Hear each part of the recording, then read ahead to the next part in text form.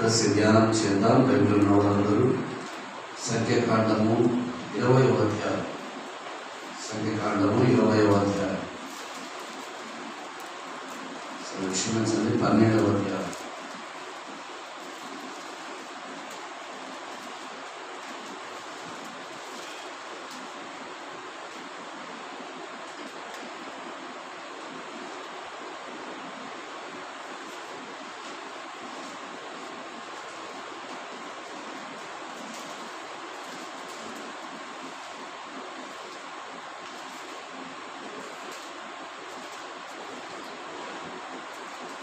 సంఖ్యాకాండము 20వ అధ్యాయము.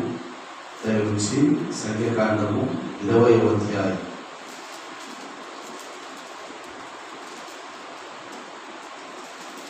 పన్నెండవ వచనం వరకు మనం ధ్యానం చేద్దాం. మనం వచనం మార్చి వచనాన్ని చదువుకుంటూ దేవుని వాక్యాన్ని ధ్యానం చేద్దాం. ఒక వచనాన్ని నేను చదువుతాను, మీరందరూ కలిసి ఒక వచనాన్ని చదువుతూ దేవుని వాక్యాన్ని మనం ధ్యానం చేద్దాం. మొదటి నెల యందు ఇశ్రాయేలీయుల సర్వ సమాజము సీను అరణ్యమునకు రాగా ప్రజలు కాదేశులో దిగిరి. అక్కడ మిరియాము చనిపోయి పాతి పెట్టబడిను.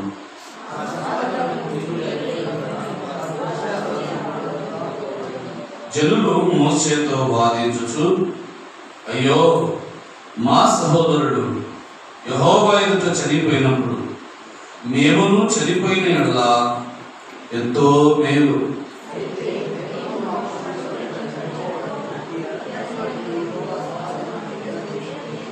ఈ కాని చోటికి మమ్మను తెచ్చుటకు ఐగుప్తులో నుండి మమ్మను ఏల రప్పించితిరి. ఈ స్థలములో గింజలు లేవు, అంజూరులు లేవు, ద్రాక్షలు లేవు, ధాన్యములు లేవు, త్రాగుటకు నీళ్ళే లేవనిది.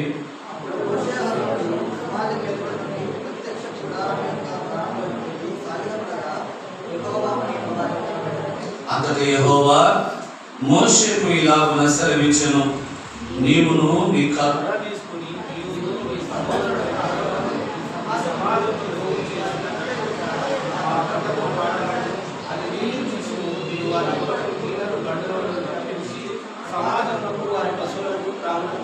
యెహోవా అతనికి ఆజ్ఞాపించినట్లు మోషే ఆయన సన్నిధి నుండి కర్రను తీసుకుని పోయెను.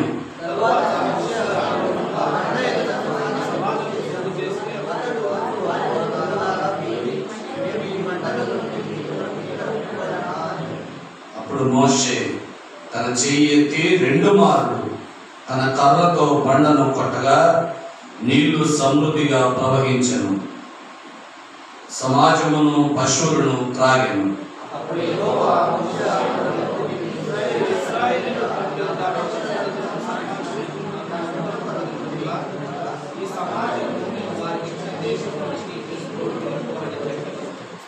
ప్రార్థన చేస్తాం. మహాపరిశుద్ధుడా, దయగలిగిన మా నాయన, నీకు స్తోత్రం తండ్రి. చదవబడిన వాక్య భాగం ద్వారా మీరు నాతో మాతో మాట్లాడండి. వాక్యం మీది, మీరు వాక్యమై ఉన్న దేవుడు కనుక ఈ వాక్యం ద్వారా నాతో మాతో సూటిగా మాట్లాడు. బోధకులకు బోధకుడు వాక్యమై ఉన్న యేసు ప్రభువు శ్రేష్ఠ నామమున ప్రార్థించి బోధించుకొనుచున్నాము తండ్రి, ఆమేన్. కూర్చోండి.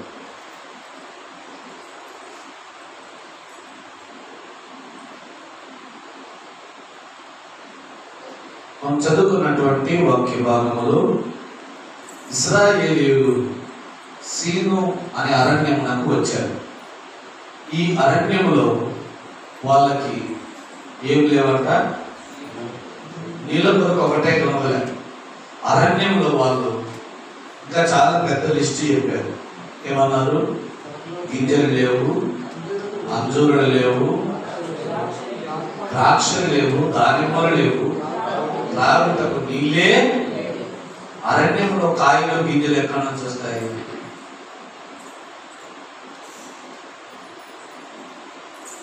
అరణ్యంలో త్రాగుటకు నీళ్ళే లేవంటే వీళ్ళకేం కావాలంట? కాయలు, గింజలు, దానిమ్మలు, అంజూరులు, ద్రాక్షలు కావాలంట. అంత మాత్రమే కాదు, వీరు మోషే అహరోనులకు విరోధముగా పోగై మా సహోదరులు చనిపోయినట్టుగా మేము కూడా చనిపోయి ఉంటే ఎంత బాగుందో, ఎంత మేలో అని అనుకున్నాం. అంత మాత్రమే కాదు, వీరందరూ మోషే అహరోనులకు విరోధముగా పోగై ఈ సీను అరణ్యంలో, ఐగుప్తులో సమాధులు లేవని ఈ సీను అరణ్యంలో చంపటకు మమ్మల్ని తీసుకొని వస్తే అని కొనిగి సనిగి దేవుని సేవకులైన మోషే అహరోనులను ఎంతగానో ఇబ్బంది పెట్టారు. ఇబ్బంది పెట్టి దేవుని సేవకులు ఇరువురు యెహోవా సన్నిధి వైపు చూచేటట్టుగా చేశారు.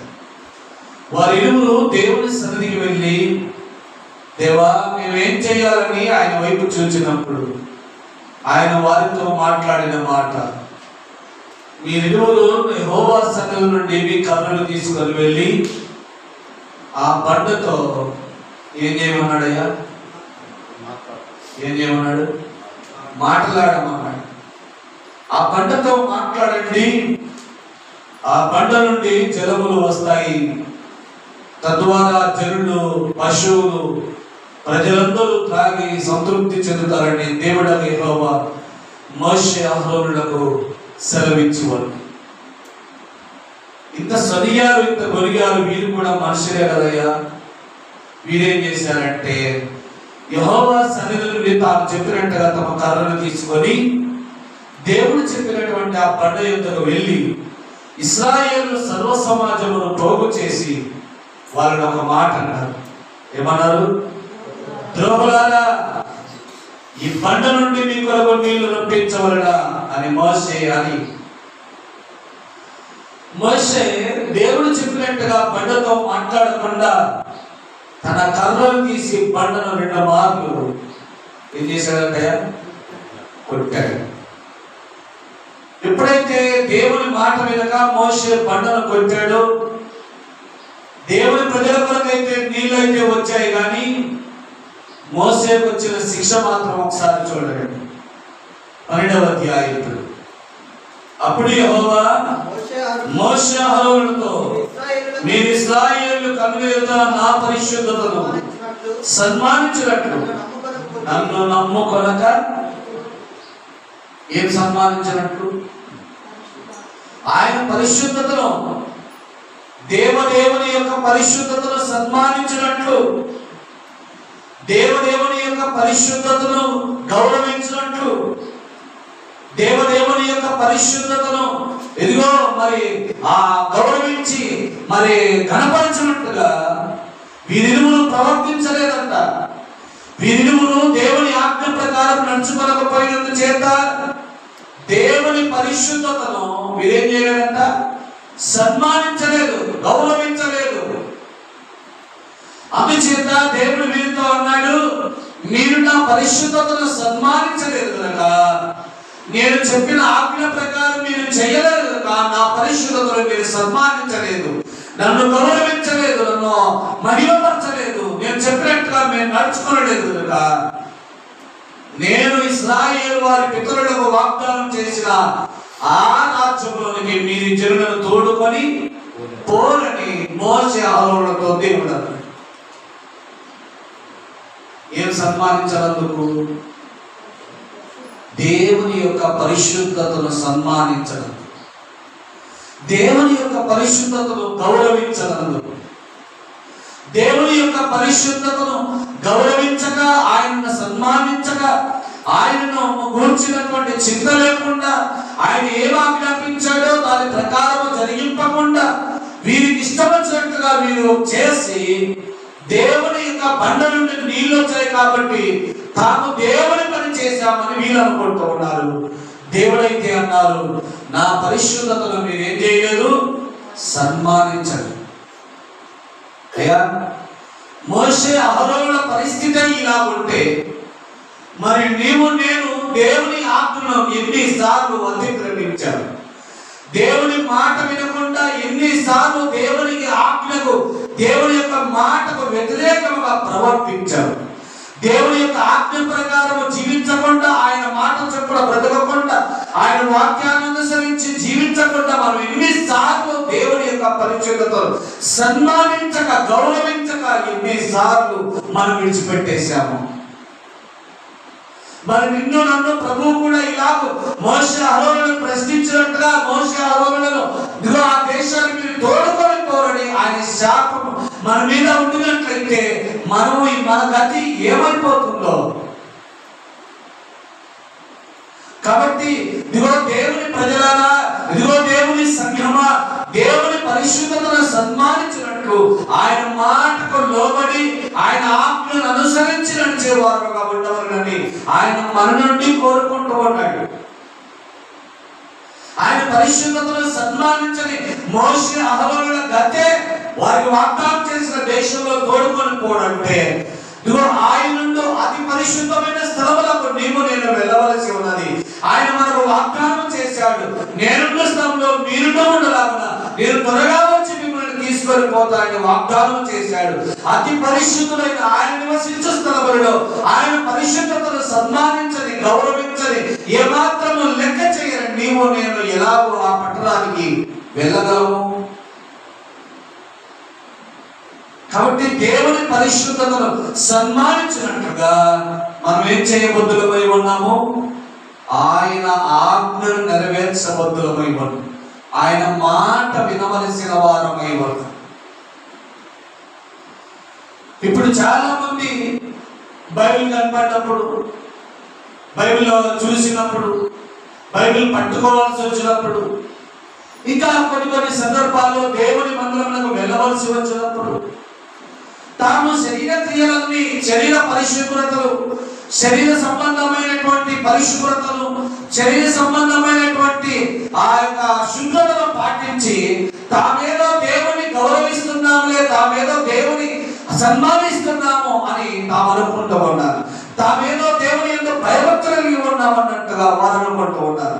అయ్యా, బైబిల్ గ్రంథాన్ని నీవు చూసినప్పుడు, దీన్ని తాకవలసి వచ్చినప్పుడు, దీన్ని ముట్టుకొనవలసి వచ్చినప్పుడు నీ శరీర శుద్ధియే కాదు, ఇందులో నీ మాటను అనుసరించి ఆజ్ఞను అనుసరించి నడిచేవారుగా ఉన్నప్పుడే దీన్ని ముట్టుకొనటము, దీన్ని తీసుకొని వెళ్ళటము, దీన్ని చదవటము, దీన్ని పాటించటము నీకు ఎంతైనా బాధ్యత ఉందనే విషయాన్ని మనం ఒకసారి ఈ దేవుని వాక్యం ద్వారా తెలుసుకుంటూ ఉన్నాం.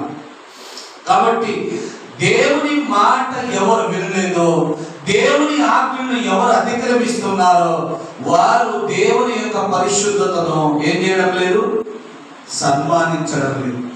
ఒక వ్యక్తి దేవుని యొక్క పరిశుద్ధతను సన్మానిస్తూ ఉన్నాడు, దేవుని గౌరవిస్తూ ఉన్నాడు, దేవుని పూజిస్తూ ఉన్నాడు, దేవుని మరి వారి హృదయంలో కలిగి ఉన్నాడు అంటే రుజువు ఏమిటయ్యా అంటే వాడు తప్పక దేవుని మాట వింటాడు, వాడు తప్పక దేవుని ఆజ్ఞ ప్రకారమే జీవిస్తాడు, వాడు తప్పక దేవుని మాట చొప్పుననే తన కార్యములను జరిగించేవాడుగా ఉంటాడు.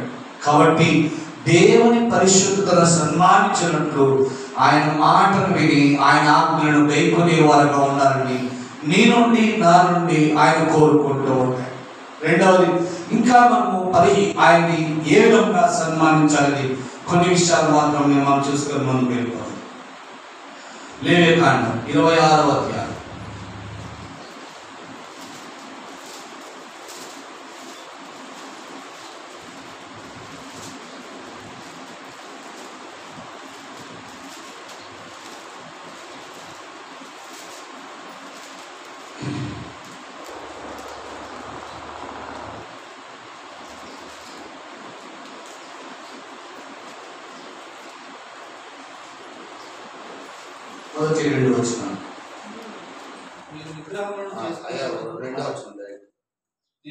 నేను నియమించిన విశ్రాంతి దినములను మీరు ఆచరింపవలను, నా పరిశుద్ధ మందిరమును సన్మానింపవలను.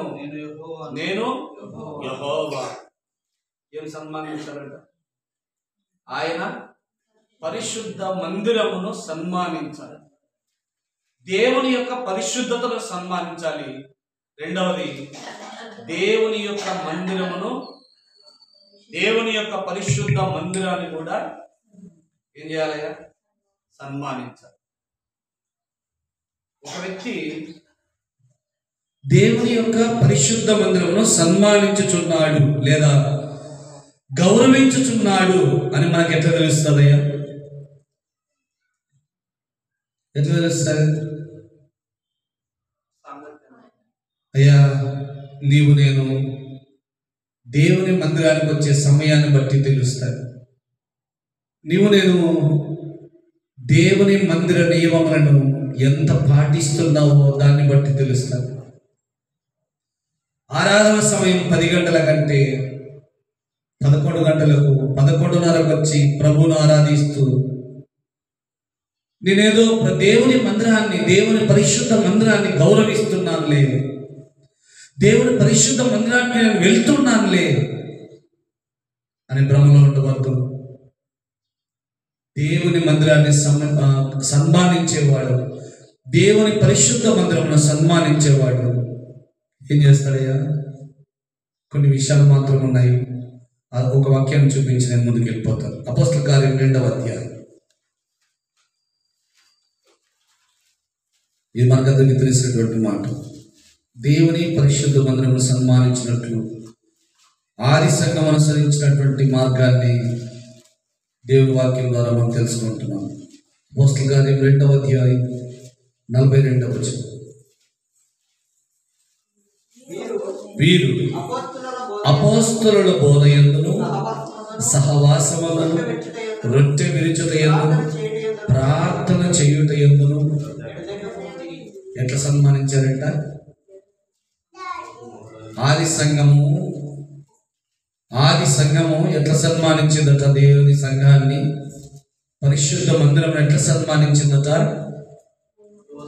బోధయందును సహవాసమందును రొట్టె విరుచుటయందును ప్రార్థన చేయుటయందును ఎట్లున్నారంట? ఎడతెగక ఉంది. దేవుని మందిర నియమములను నీవు నేను పాటించటం వలన మాత్రమే దేవుని పరిశుద్ధ మందిరమును నీవు నేను సన్మానించుచున్నట్టు. దేవుని పరిశుద్ధ మందిరము యొక్క నియమములను పాటించకుండా, సంఘ కూటములలో పాలు పంపులు పొందకుండా, సహవాసం లేకుండా, రొట్టె విరుచుట లేకుండా, ప్రార్థన లేకుండా, దేవుని వాక్యం వినకుండా, ఆయన మందిరానికే రాకుండా, ఇదిగో నేను బాప్తిసం పొంది ఉన్నాను కాబట్టి నేను దేవుని బిడ్డనులే అని భ్రమలో బ్రతుకుతున్నావేమో. అయ్యా, నీవు దేవుని పరిశుద్ధ మందిరమును సన్మానించుచున్నావంటే మందిర నియమములను నీవు తప్పక పాటించబద్దులై ఉన్నాము. దేవుని మందిర నియమములనగా ఆయన పరిశుద్ధమైనటువంటి మందిర నియమములనగా ఏంటి? ప్రార్థన, వాక్యము, ఆయన సహవాసము, రొట్టె విరుచుటయందు ఎడతెగక ఉండబద్దులమై ఉన్నాం. మూడవది, ఎవరిని సన్మానించాలి అనే విషయాన్ని మనం జ్ఞాపకం చేసుకుంటాం. నిర్గమకాండం 20వ అధ్యాయం. నిర్గమకాండం 20వ అధ్యాయం. నిర్గమకాండం 20వ అధ్యాయం 12వ వచనం. నీ దేవుడైన యెహోవా నీకు అనుగ్రహించు దేశంలో నీవు దీర్ఘాయుష్మంతుడు అగునట్లు నీ తండ్రిని నీ తల్లిని ఎవరిని సన్మానించాలంట? నీ తండ్రిని నీ తల్లిని సన్మానించాలి. దేవుని యొక్క పరిశుద్ధతను సన్మానించాలి. 2, ఆయన పరిశుద్ధ మందిరమును సన్మానించాలి. 3వది, మన తల్లిదండ్రులను ఏం చేయాలయ్యా?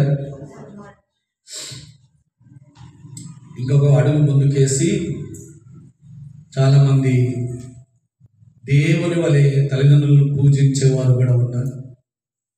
అంతకంటే ప్రాముఖ్యంగా మనం చేయవలసిన పని ఏమిటంటే వారిని సన్మానించాలి, వారిని గౌరవించాలి, వారిని ఆదరించాలి. నీకున్న సమయంలోనే ప్రభు సన్నిధిలో గడిపి నీ తల్లిదండ్రులతో గడిపి నీ బిడ్డలతో కూడా ఉండి నీవు ఏం చేయాలట? సన్మానించాలి. తల్లిదండ్రులను సన్మానించాలి, వారిని గౌరవించాలి, వారిని అగౌరవపరచకూడదు. నీ క్రియల ద్వారా, నీ పనుల ద్వారా, నీ చేష్టల ద్వారా నీవు వారిని ఏం చేయాలట? సన్మానించాలయ్యా. నీ తల్లిదండ్రులను సన్మానించాలి. నీ దేవుని మాట ఎలాగ వినుట ద్వారా, దేవుని మాట వినుట ద్వారా, దేవుని ఆజ్ఞను గైకొనుట ద్వారా నీవు దేవుడిని సన్మానిస్తూ ఉన్నావు. నీ తల్లిదండ్రులను కూడా వారి మాట వినుట ద్వారా, వారి ఆజ్ఞను గైకొనుట ద్వారా, వారితో ప్రేమగా మాట్లాడటం ద్వారా, వారితో సహవాసము కలిగి ఉండటం ద్వారా నీ తల్లిదండ్రులను కూడా నీవు ఏం చేయాలట? సన్మానించాలి, గౌరవించాలి. 4వది, మొదటి పేతురు రాసిన పత్రిక. పేతురు రాసిన మొదటి పత్రిక 3వ అధ్యాయం.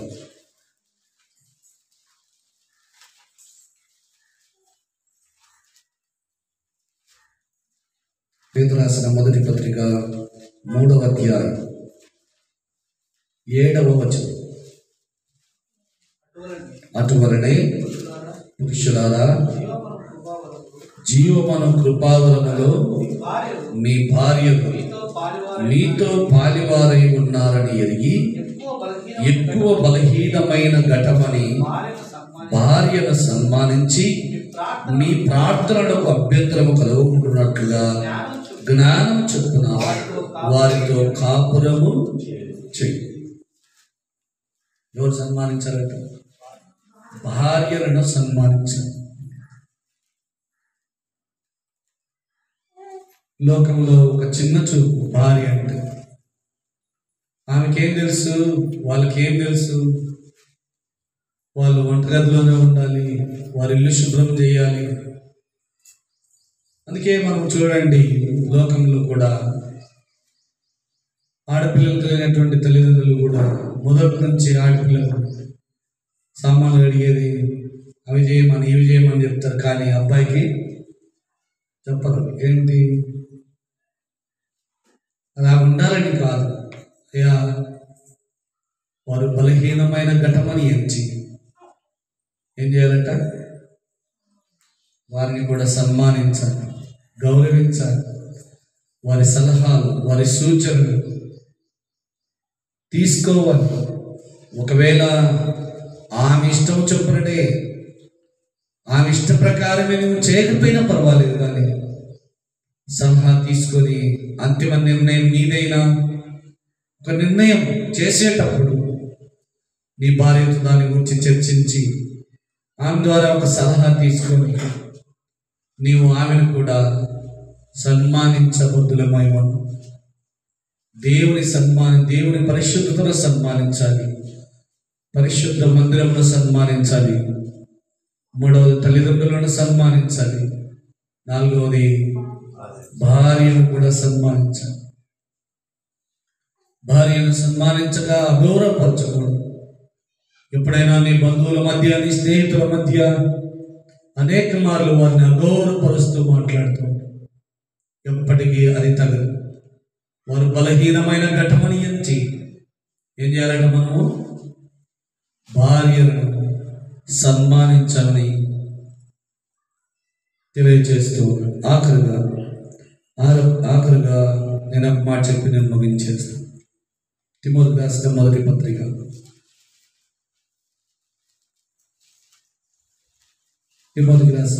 పత్రిక 5వ అధ్యాయం 17-18 వచనం. బాగుగా పాలన చేయు పెద్దలను, విశేషముగా వాక్యమందించు ఉపదేశమందును ప్రయాసపడు వారిని రెట్టింపు సన్మానమునకు పాత్రుడనుగా ఎంచబడెను. ఇందుకు నూర్చడి యుద్ధ మూతికి చిక్కము వేయవద్దు అని లేఖనము చెప్పుచున్నారు. చాలు. ఏం చేయాలంటే బాగుగా పాలన చేయు పెద్దలను, విశేషముగా వాక్యమందు ఉపదేశమందు ప్రయాసపడేవారు. వాక్యమందు ఉపదేశమందు ప్రయాసపడే పెద్దలను గౌరవించడం మానేసి నేటి సంఘం ఏం చేస్తా ఉందంటే జిమ్మిక్కులు మ్యాజిక్కులు చేసే పెద్దలను గౌరవించడం మొదలుపెట్టి, ఎందుకంటే వాక్యము ఇలా చెప్తారన్నమాట. ఇప్పటి వరకు దేవుని పరిశుద్ధతను సన్మానించటంటే దేవుని ఆజ్ఞ వినాలి, దేవుని ఆజ్ఞ ప్రకారం బ్రతకాలి, ఆయన మాట వినాలి. మందిరాన్ని సన్మానించాలంటే మందిర నియమములను పాటించాలి. ఇవి వాక్యోపదేశకులు, వాక్యాన్ని కొరకు ప్రయాసపడేవారు చెప్పేటువంటి మాటలు. ఈ మాటలు వినసొంపుగా ఉండవనే వ్యర్థమైన వాటిని అనుసరించి చేసేటువంటి దేవుని వాక్య విరోధమైన కార్యములను చేసేటువంటి వారిని గౌరవిస్తూ ఉన్నారు. అది కాదయ్యా. తిమోతికి రాస్తూ పౌలు ఏమన్నాడు చూడండి, బాగుగా పాలన చేయు పెద్దలు. బాగుగా పాలన చేయు పెద్దలు. ఎట్లా పాలన చేస్తాడు?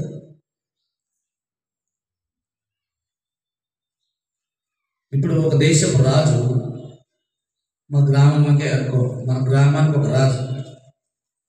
ఆ రాజు ఎక్కడో హైదరాబాద్ వంటి పెద్ద పట్టణంలో ఉన్నాడు.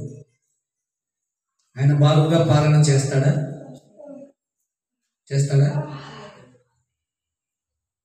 ఎవరు చేస్తారు బాగుగా పాలన అంటే?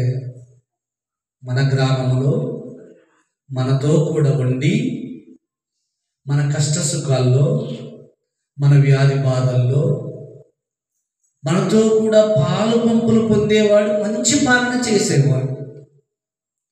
నేటి సంఘం ఏం చేస్తా ఉంది? తమతో కూడా, తమ సహవాసంలో, తమ వ్యాధి బాధల్లో, తమ దుఃఖ సమయాల్లో తమతో కూడా ఉండే పెద్దలను గౌరవించటం మానేసి, తమ ముఖము ఎన్నడూ చూడని, తమ ముఖము ఎన్నడూ ఎరుగని అబద్ధ బోధకులను గౌరవించుట ఎంత మటుకు న్యాయమో మీరే చెప్పండి. గమనించండి, మన సన్మానమునకు అర్హులు ఎవరయ్యా అంటే, అయ్యా నీకు ఉపదేశించుటకు, నీకు బోధించుటకు, నీ ఆత్మీయ జీవితాన్ని సరిచేయుటకు, దేవుని వాక్యమందు ఉపదేశమందు కష్టపడి పనిచేసే వారికి మనం ఏం చేయాలట?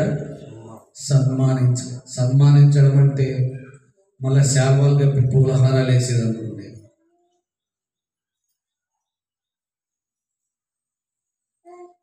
ఇంతకుముందుగా దేవుని ఆజ్ఞ మాట వినుట, దేవుని గౌరవించుట ఎట్లో, మీ మీద పాలన చేయు పెద్దలను, వాక్యం కొరకు ఉపదేశం కొరకు కష్టపడుతున్న పెద్దలను మనం కూడా వారి మాట, వారి ఆజ్ఞను గైకొని వారిని సన్మానించాలి. అలాగూ వారి మాట వినుకోకుండా, వారి ఆజ్ఞను గైకొనకుండా, వారి ఉపదేశాన్ని తృణీకరించి, వారు చెప్పే దేవుని మాటలను అంగీకరించకోకుండా విడిచిపెట్టేసి అది నా కాళ్ళే అన్నట్టుగా ఉండి, ఇదిగో నీ దగ్గరకు వచ్చినప్పుడు, లేకుంటే నువ్వు కనబడినప్పుడు కుర్చీలో కూర్చున్న వాడు పైకి లేచి గౌరవించుట, ఇవి శరీర సంబంధమైన మర్యాద. కానీ ఆత్మ సంబంధమైన గౌరవం ఏదయ్యా అంటే, నీ మీద నీకు ఉపదేశం చేయవాడు, నీ కొరకు నీకు వాక్యం బోధించటకు కష్టపడేటువంటి పెద్దలను వారి మాట వినటం ద్వారా, వారి ఆజ్ఞను గైకొనటం ద్వారా నీవు వారిని ఏం చేయాలయా? సన్మానించాలి. అలాగ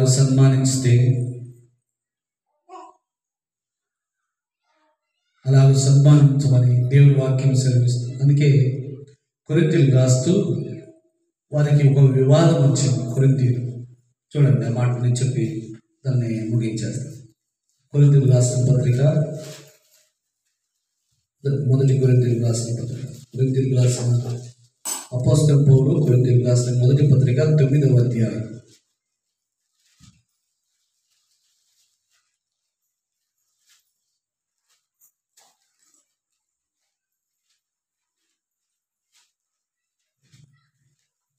తొమ్మిదవ అధ్యాయం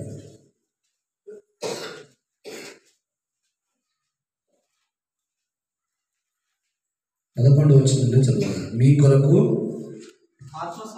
ఆత్మ సంబంధమైనవి మేము విత్తి ఉండగా మీ వలన శరీర సంబంధమైన ఫలములను కోసుకునుట గొప్ప కార్యమా? ఇతరులకు మీపైని ఈ అధికారంలో పాలు కలిగినలా మాకు ఇంకా ఎక్కువ కలదు. అయితే మేము ఈ అధికారమును వినియోగించుకొనలేదు. క్రీస్తు సువార్తకు ఏ అభ్యంతరమైనను కలుగజేయకుండుటకై అన్నిటినీ సహించుచున్నాం. ఆలయ కృత్యములు జరిగించువారు ఆలయము వలన జీవనము చేయుచున్నారనియు, బలిపీఠములతో కనిపెట్టుకొని ఉండువారు బలిపీఠముతో పాలివారై ఉన్నారనియు మీరురా. అలాగున సువార్త ప్రకటించువారు సువార్త వలన జీవింపవలనని ప్రభువు నియమించి. ఎవరెవరైనా జీవించాలంట? మీకు ఉపదేశం చేయు పెద్దలు ఏ విధంగా జీవించాలంట? ఆలయ కృత్యము జరిగించువాడు ఆలయము వలన, ఉపదేశము చేయువాడు ఉపదేశము వలన. కాబట్టి మీ కొరకు ఇంత చేస్తున్నటువంటి బలిపీఠం ముందు కనిపెట్టుకునే వాడు బలిపీఠం పాలివారు కారా?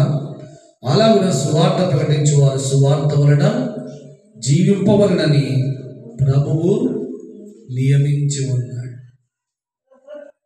మరి నీవు సువార్త, దేవుని మాట, దేవుని వాక్యం నీ కొరకు కష్టపడి తయారు చేసి సిద్ధపరిచి ప్రేమతో నీకు బోధించి నిన్ను బాగుగా పాలన చేయి. నీ పెద్దలను నీవు ఎంత మటుకు సన్మానిస్తున్నావో మనల్ని మనం ఒకసారి పరిశీలన చేసుకొని మన ప్రభు వైపు చూద్దాం.